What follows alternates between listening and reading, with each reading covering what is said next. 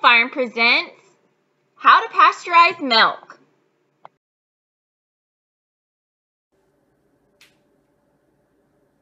Alright, so today we're going to pasteurize milk. This is your list of supplies that you're going to need. First, of course, milk. You'll need a large pot. You can use a double boiler. We don't have one, so we just use a large pot. Fill it about halfway with water. You will need a milk pail. You can use just one filter, but we use two. You can just have a regular milk filter and we use a coffee filter as well, and just kind of stick those in each other. You will need a digital thermometer. And then for cool down at the end, you'll need a large bowl, and we'll put a little bit of water in here at the end. We use a Pyrex bowl, and then you'll need more than just 3 cups of ice, but we just kind of rotate these. But you'll see 3 large, about 16 to 20 ounce cups filled with ice. Alright, so the first thing we're going to do is we're going to take our large pot, fill it up about halfway with water, and then turn it on high so it will get boiling. It takes a little while to boil, so we just want to get that going first. Alright, so the next thing we're going to do, I usually do this once I start the water boiling because it takes a little while to boil, is we filter the milk. If you haven't done this already, you'll need to do it now. First thing we do is we'll take the pot, or take the milk bucket, put the milk filter in, and then I will also take the coffee filter and kind of stick it in there as well. So we have a double filter going on. And then you just pour the milk in,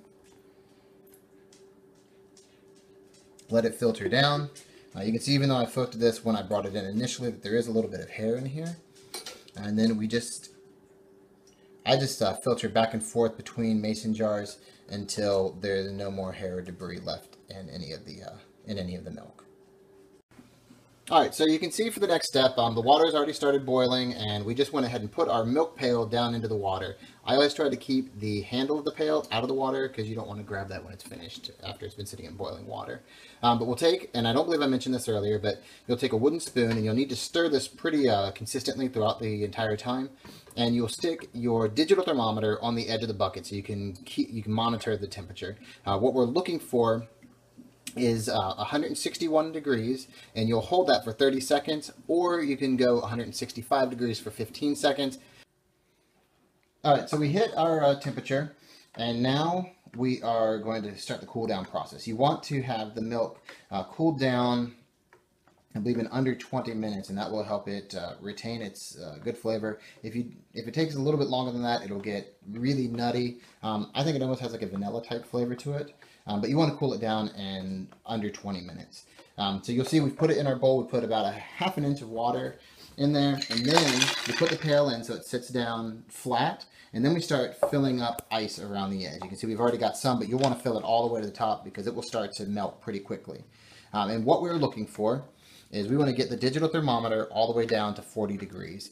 You'll see it's dropping pretty quickly as I stir, and the faster I stir, the quicker the temperature drops. I do stop stirring occasionally so I can kind of angle the thermometer towards the center of the milk, so that way I feel like I get a more accurate reading.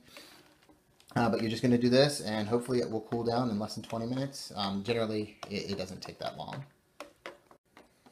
Alright, so you can see we've been stirring for a little while. We're at about 62 degrees. Again, we're looking for 40 degrees. You can see the ice has started to melt, and it's created a layer of water all the way around the bucket. That's great because water will conduct the cold temperature. So you want to keep a lot of water in there at this point. And you can add more ice, but as it melts, it shouldn't overflow unless you put too much ice in there. But we're almost there. We got about 21 degrees left to go. Alright, so as you can see, we are just about 40 degrees. We're 40.1. As soon as there we go. We're at 40 degrees, so what we'll do is you just pull your thermometer out of your milk and pull your spoon out, and you're probably going to make a mess here. But go ahead and pull the bucket out, and you'll see I have 3 more jars over here. I like to use brand new clean ones and a funnel just to try and minimize mess. But then you just pour your pasteurized milk into your new jars,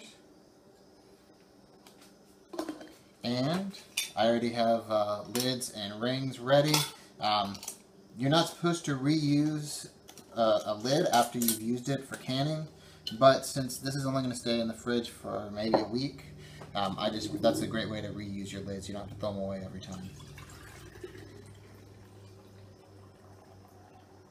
Alright, and we had a little bit left over, so we just use a small jar as well. Alright, and that is how you pasteurize goat's milk. For more cute animal videos and farming how-tos, don't forget to hit the subscribe button.